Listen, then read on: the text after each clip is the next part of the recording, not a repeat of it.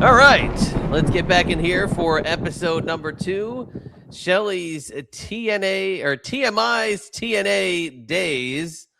We're going to be digging into the Final Resolution 2008 pay-per-view, where there is quite the reveal at the end of the match we're going to watch. We're going to talk during the match. Who would have thought that this mysterious character ended up being this revealing wearing individual underneath? I mean, after wearing like this, well, I mean, what would you call that? Like, well, I don't want to spoil it, but we'll talk about it. But how are you doing here on this episode 2 of TNA Days? I'm looking forward to getting into it, getting in that freaking pink wrestling ring time machine of mine. It'll be awesome to relive it because as I've talked about many times, I haven't seen a lot of my TNA stuff, to be honest with you, or WWE, but more so my TNA stuff. All right, so before we just click play here, who came up with the idea for you to be a part of this group? Was it Russo? Was it Dutch? Who was like actually putting this creative idea together? I have no idea. I have no idea because as I've talked about before, Terry Taylor was my contact, right? So he was the one He that I was was like the talent relations contact. right. And Right. And I liked talking to him a lot, so I was always going to a Terry Taylor kinda girl, like, I was always going to him, asking him questions, even if it wasn't his department, and he would guide me to who to ask. So, all I know is Terry Taylor kept saying that they didn't know if they wanted me with them or not, and then when he confirmed that they did, he never said, "Well, this was the thought behind it." It was just kind of all the decisions were made without me knowing, and then it was just up to me if I wanted to accept it, if that makes sense. Okay. So, just like the thing with Ariel too, like, it wasn't this whole concoction or I can't even talk. It wasn't like they were, like, all like, "Oh, we're gonna work with her and talk about this character." It was just like, "Okay, this is what we're gonna do with you." So, I don't even know the talks behind the scenes or anything, so TNA was no different than that, and I had heard there was a girl, I wanna say she was a makeup artist or something like that, and she was somebody who they were thinking of putting with LAX. So, I was always told that that was the first thought about it, but then they brought me in and they're like, "Oh, no, we're gonna go with Shelly." Because I also heard that she kinda had beef with me because of that. Interesting. Yeah, Who the hell is so she? She's the makeup I artist. don't Slow your know! roll. I know. So I'm not quite sure what the details are. That's all I like as far as facts go, that's the facts that were thrown at me was originally it was supposed to be her. They brought me in, and that's maybe when we talked about on the first one with the Bound for Glory debut when they Right. were like, "Oh, we don't know, so bring it anyways." So maybe they had that thought and then they were like, "Well, let's get a wrestler. Who's a wrestler that could do that?" "Oh, well, Shelly Martinez, blah blah blah." So I don't know. I don't know who came up with it. I don't know who wrote for it. All I know is eventually when we were working on stuff, I was always working with Russo. So I don't Okay. know if like I should ask him. Ugh, I gotta ask him because that's who I dealt with. So it was always Terry Taylor or Vince Russo. Sometimes Scott Demore, not always. Dutch, I don't remember really having much interaction with him. And then, of course, now that I've remembered that Cornette, I dealt with him as well. So I don't know, man. I don't know who came up with it. We'll see Cornette in future segments down the road. So you did deal with him even on air. You were involved with some on-air segments with Cornette. So you'll see him in a little bit. Now the mystery character, okay, that we'll be talking about today. Um, what was the like? So they're not going to put you directly straight into the knockouts division, right? You're going Right. to be this secretive person working for LAX. Do you get like brought to Homicide and Hernandez right away? Like, do they like? Well, are you introduced to them? Did you know them? I think you knew Homicide, right? Or what was the story with them? I knew him in passing, but I just really didn't know them at all. Like, I got to know them there at TNA, and it was really cool because immediately we all had chemistry together.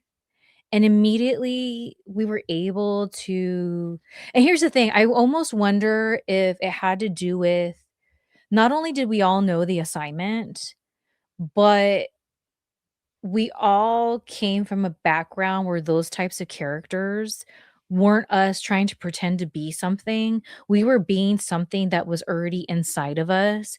We were just showcasing it outward. And I think that's what was so even with Hector, like him coming in, he understands that culture. He lived in that culture. He I'm sure his family members are of that culture. So it was just one of those things where I felt like I knew them for a million years as soon as I started working with them.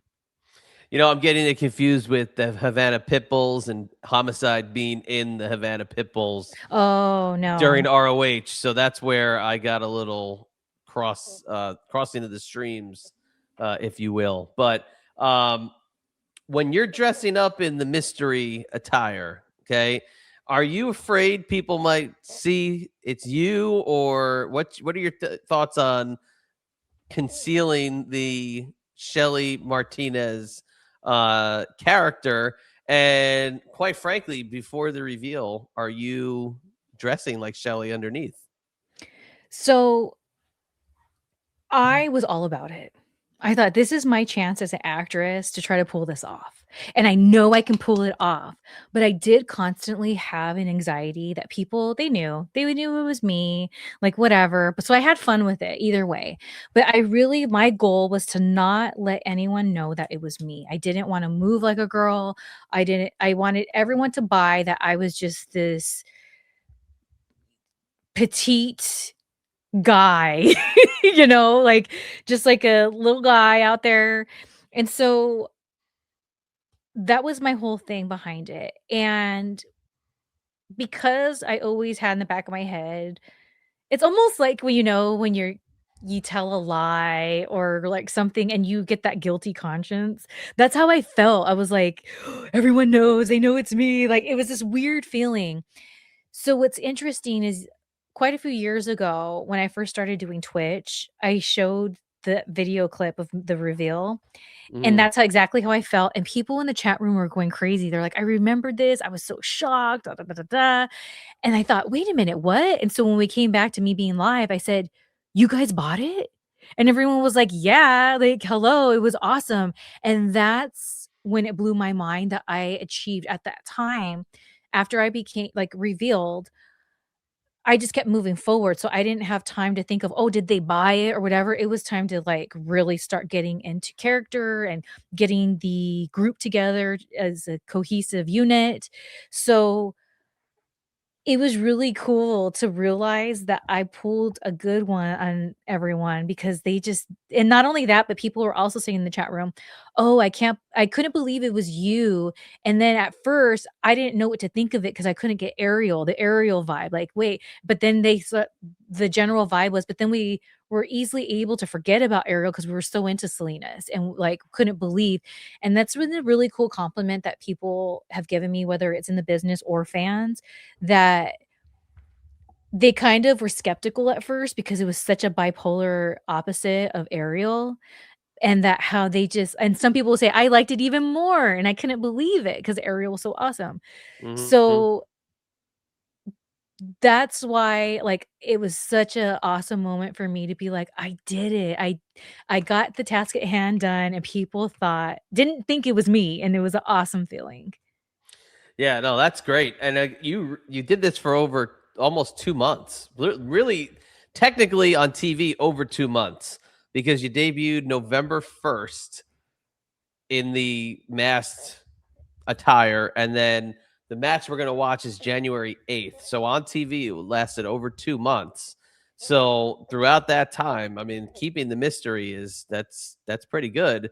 But like you're saying, channeling your acting now, that you have to act have to say like a man, or you have to. They want you to act nondescript. You can act. I guess you could have acted like a woman. You just couldn't act like Ariel. You couldn't act like Shelly, so people could see through it. But again, like like I said, like how are you like concealing that while you're waiting for your cue? Like, are you like having to like stand like an essay? Like, what are you doing? Like, how are we like positioning ourselves so nobody can see us? Because in the impact zone, you're basically in a theme park there. So like, how are we concealing ourselves? Are you like playing the part method? Backstage, like, I'm just gonna stand like this, okay? So no, backstage I was just me. I didn't walk around the park at that time, at that point, so I was kayfabing to the fans, right?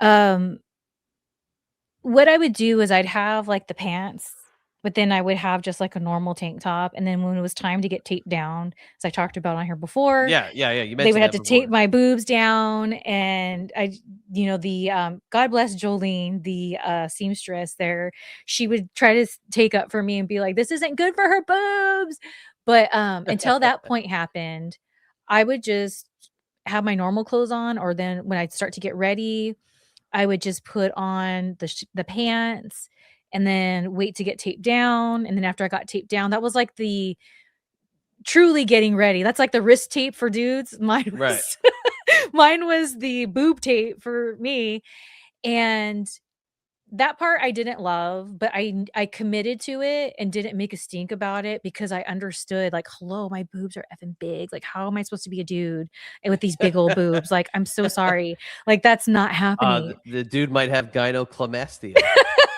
Maybe. So, there was that. There was this sense of maybe not having that pressure because I was covered up, and it made me be able to not overthink a lot of different things and just really get into character. But then going back to payment and we talked about on TMI, um, I wasn't getting paid that much. And so they kept telling me, as soon as you're revealed as a girl, we'll put you on the house shows. So then that kind of made my mindset be, I just don't want to be a boy anymore. All the things that I gained that I loved out of it and like whatever, I didn't want any part anymore because I needed money. I needed to just be a girl so I can start being on those house shows. And I'm here to say TNA never put me on one effing house show. Oh, I don't remember you on it. I mentioned on TMI. I went to TNA house shows. I never saw me know Shelly on these house shows. That never was the case at all. Like I said, they had other talents on house shows that weren't even a part of TNA at that point. So you got screwed there, kiddo. I know. So, yeah, so when I got to finally do this reveal, it meant a lot to me because I felt that I did everything I could. So it was really good timing on, I mean, I don't know if it was for sure Russo or collectively him and somebody else or whatever, but it was time. It was time to do the reveal. It was perfect timing. And at that point in my private life, I was over it and I just wanted to be a girl so I can make some more money on those house shows. And so for me, it was a real moment. And not only that, but I remember feeling like going back to how I equate WWE as my first love and then TNA as my rebound. I had to show my quote unquote ex, WWE, that I'm the bomb, bitch. And That's right. so when I did that reveal, it was a lot to me because this was my moment to shine. I'm this dude. And then the how we were working with the rock and rave and everything like that, it was such a good story that this was my time in my feelings at that time to take that little contract, dust it off, turn it sideways, and stick it right up WWE's ass and be like, see, bitch, this is what I have to offer. So F you. So that moment was it was almost like a rebirth of who the F I am at that time in my life. Yeah.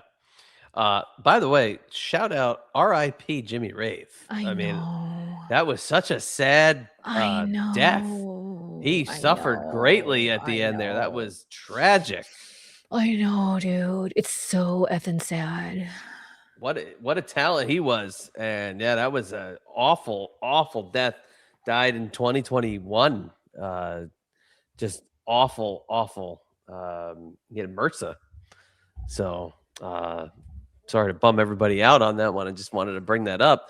The other thing I want to just bring up briefly, I'm bringing the matchup now, but I want to bring up the fact too, you were so desperate to not be a boy anymore. They didn't make you stuff anything in the front. No. Okay, all right. Because they made you tape down the girls, just making sure they didn't make you put anything No. down the, in the front to simulate any other members of the crew. So, all right. Well, we're going to pick it up right here. We got the Rock and Rave infection against LAX Homicide and Hernandez. Look at the impact zone. I know, dude. Fire on fire. Oh my gosh. And you have no idea how it feels to be in that effing ring and feel it. Oh. Yeah, the impact zone got a lot of flack over the years with them being there for so long, but I thought it worked well for the TV shows. I didn't love that they were there for all the pay-per-views. Right. But you look back at some of the pay-per-views and it actually ended up working pretty damn well. Just sucks that, essentially it was just free tickets from the people in the theme park. Right. But what were those crowds like? On fire. They were awesome, dude. They were so awesome. They just wanted to see wrestling. They were invested on who they were invested in. They were diehard, It was a really cool vibe. And you had the regulars that would have the passes to the park, and that's their thing. They come to TNA, and you know what it is? It's, now that I'm saying it out loud, it was like the same kind of energy that OVW had when I was there and Heyman had taken over. Okay. It was the same. Like, I'm sure those people, they still talk about different moments that happened back then to this day. That's just what it was. Okay. Makes sense. Now, did you do you guys do meet and greets? Did you do, any fan interaction, or was it simply this part of the park for the show and then they left and then you waited for them to leave? Pretty much, but there was some little interaction. Oh no, there was some interaction I think after the show sometimes. SoCal Val used to go and hype them up when they were waiting in line, which I thought was really fun and cool. But I kind of remember, it's a little foggy, like sometimes going out there after the show and you would sign things. I don't know if certain people had a certain type of ticket or they just waited around, but I do remember being ringside and signing things for people. Okay. Yeah, and all the people ringside standing, no seats. Yeah. Mm-hmm.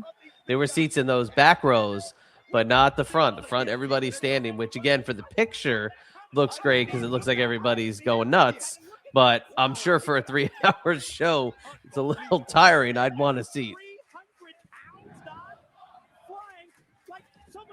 I used to have such a huge crush on Lance Hoyt.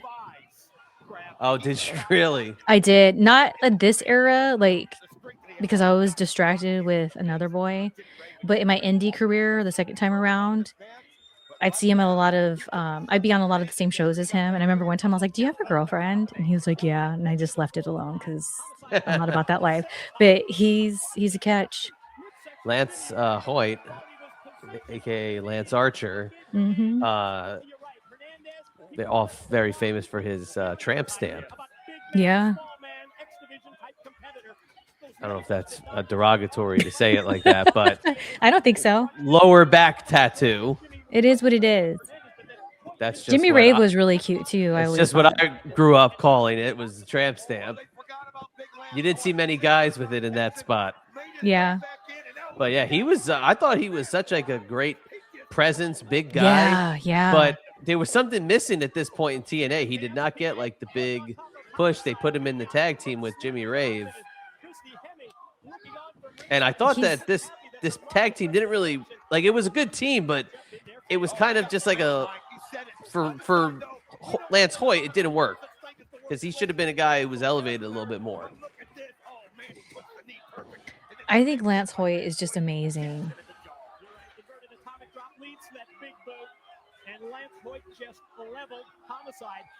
Now, Homicide is the guy. I mean, I loved Homicide on the Indies.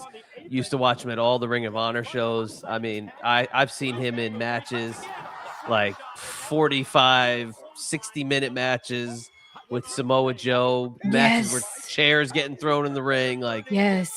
And then you talk to him, he's like the nicest, chillest, like silliest dude.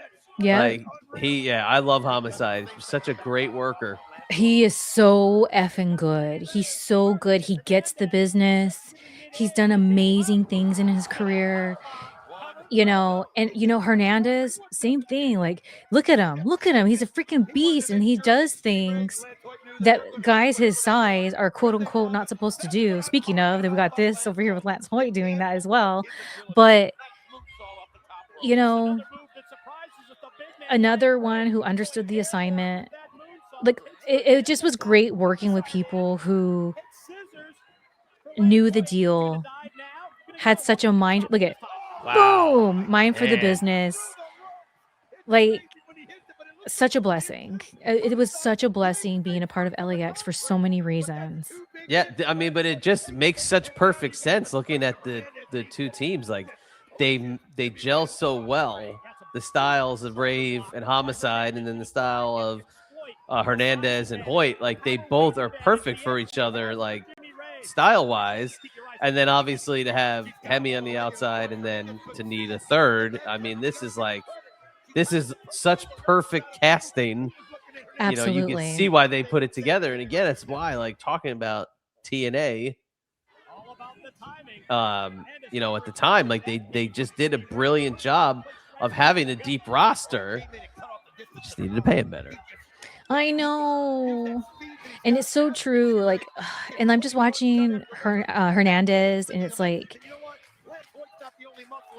what I loved about Hernandez is he wasn't this big dude, no offense, that's like blah, blah, and loud or whatever. Yeah. He lets his facial expressions and his body language tell you all of that. And that was a really cool thing to be at ringside and not only see, but be a part of that energy. And it's like with LAX, I felt like a kid and we were just out playing. Oh, here we go. Here we go. So, I mean, where were you waiting for your cue? Where LAX came out of, our entrance. Okay. So I crept down. I walked down there, I'll creep down. Look at this. Look at this. Look at this. Look at this. Oh my freaking gosh. Oh my gosh.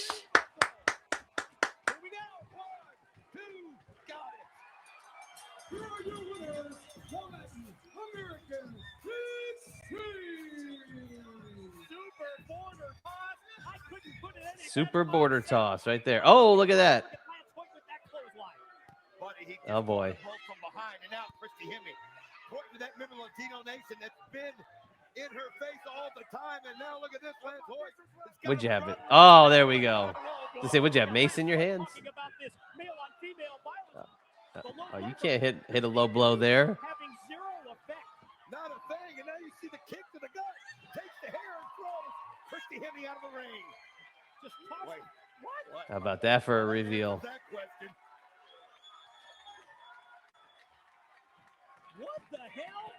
You can't low blow somebody that's got nothing down there. Now we understand why the Latino nation Christy. She is so good.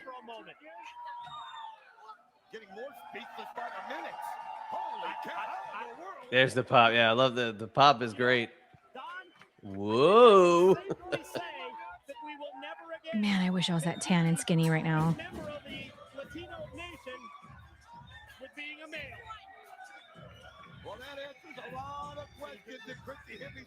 And look at him. He's like, go to that's the hard cam. And that is what you do. That's how you do good business. Right there. Yeah, I mean, that shows you guys got each other's back already. There you go. And at this point, I did not know them that well. Man, I want to be that tan and skinny. That's my goal. Shout out Skater Socks. I wore their brand for a long time. There you go. So you have arrived. You're not yet named. There is no Salinas name. Was Salinas the name on paper already, but not yet broadcast? Or was it not picked? I'm not sure. I can't remember. I just remember being told that was my name. And that they didn't refer to you. They just were like, "Oh, look at this!" And they weren't like, "Oh, it's Shelly Martinez" or "That's Salinas" or anything. Where they referred to you as Shelly at Bound for Glory, they didn't say like, "Oh, we saw her at Bound for Glory," or "Oh my gosh, we remember her from so and so." You just were, "Oh my god, wow!" So, they just said woman on woman violence.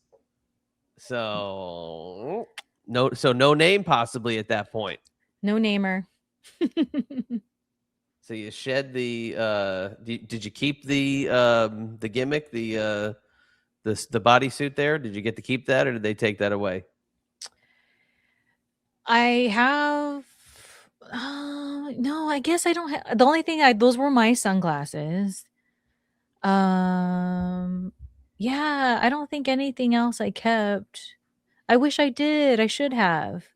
Damn. I mean, I have the shorts and that top that I wore under it, but I don't have the boy gimmick at all. You should have said yes, and we could have just been like, "Here it is." Oh, but no, I'm regretful. I never even thought I should have kept it. Damn it. Come on, you got to grab everything in this business. Come on. I wasn't thinking. That's what I love. You got you see all these signings, and they're like, "Oh, I just found this T-shirt that I wore backstage at Vengeance 2003 for 5 minutes. Here it is, $80." But it would be so awesome to have that part of the outfit. Damn it. So we'll see where this takes us next. So you're finally here. We'll see where your relationship grows. What was the first thing you remember somebody telling you when you went backstage? I don't remember anyone telling me anything. Nobody said good job. Nobody said that looked great. Nobody said this is you guys are money. Nobody said anything like that. Maybe. I don't remember. I'm not sure. What about the guys? Did they say anything to you? I don't remember anything like that. No. Nothing.